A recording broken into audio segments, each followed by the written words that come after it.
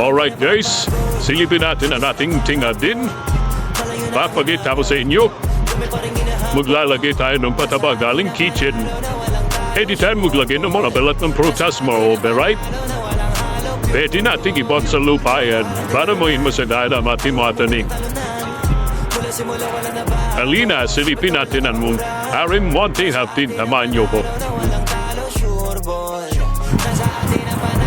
Pakita ko sa inyo sa dulo kung ano yung mga nakatanim dyan. Medyo maliliit pa eh. Pinapagapang natin yung mga tanim natin dyan. Ang palaya. Mamaya makikita nyo sa dulo. Parang mabibitin. Buti pag inaawat, mas lalong di mapigil. Una di ko pa alam para saan. Bakit may mga bigong karanasan? Para lalo pala mas madama mong sulit pag nagawa mo naman ang pasan. Hindi pwedeng umayaw ka kaagad kahit para mabigat na ipasan.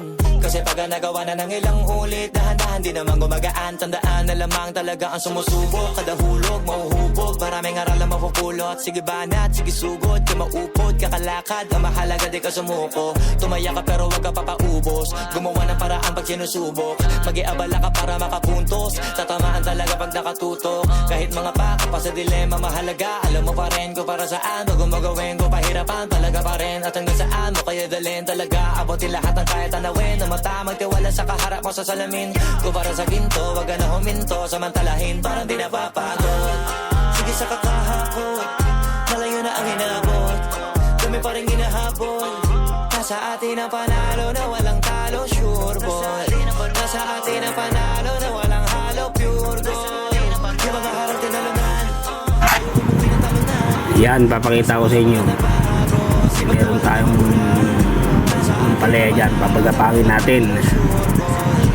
Diba? Meron tayong sili dyan. Papaya. Meron din tayong talong maliit pa.